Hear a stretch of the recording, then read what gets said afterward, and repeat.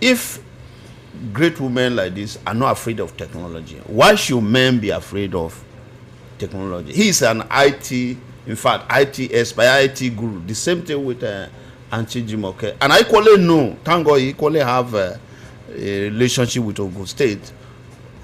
Some of the serious changes in Nigeria, you trace to women, great women from Ogun State, the Madam Ransom Kuti, even the Aba Women Riot, and Nigerian women are very, very sophisticated. And that's what we are seeing in them too. So I think the men should supposed to be more sophisticated than, because the house is dominated by men, would have been, oh, it is the women that are supposed to be afraid and say, oh, if you go technology, where do you think we will be?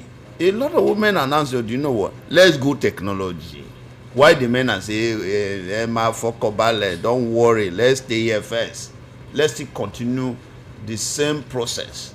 And the world is moving at a jet speed, because if, for example, I was having a conversation with that.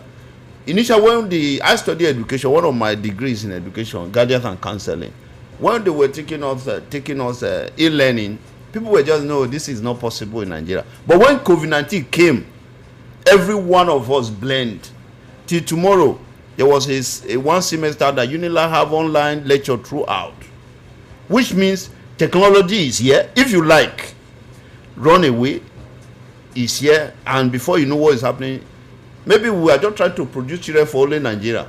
Because if we must produce global citizen, sophisticated citizen, then I think technology should be like, even though we want to eat, we should digitalize it.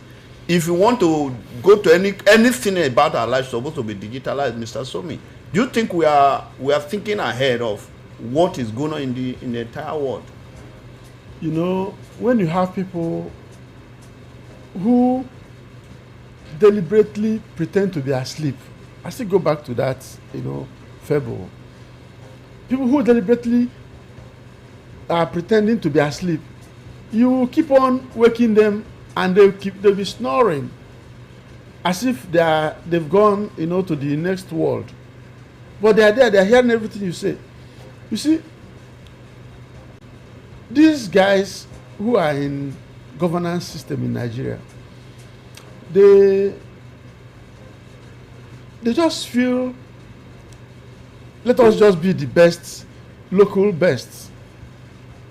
They can't try this thing. When they step off the shores of Nigeria, you see them behave themselves. But they know that this rubbish is not going to be admissible outside of the shores of Nigeria. When in the late, early 60s, when Nigeria got independence, Lee Kuan Yew of Singapore came to Nigeria. He said that, this is recorded in his book, From Third World to First, My Singapore Story. He said that he interfaced with the Okotiebos, the Azikiwes, the Awolowos, and all the great Nigerian, leaders of that time.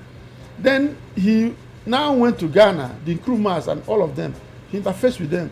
And then he went back to his place. He now wrote in that book that from all that he saw, that he knew that it would be, if not impossible, but it would be very, very or extremely difficult for these fledgling African democracies to get off the wood. But I said that Lee Kuan Yew was wrong, because he assumed that these African democracies, that they will be angling to get off the wood, to get to the road, leave the forest. I said he was wrong, because that was an assumption. Shortly after he said that, these guys, these African fledgling democracies, made a 360-degree turnaround and started walking back into the forest rather than coming out. So we have continued to go right into the forest until we're enveloped by total darkness. But it's not late. Our darkness could be turned to an advantage. Okay. That is, but they are denying it. You must accept your situation, and then you start to walk out of it. Okay.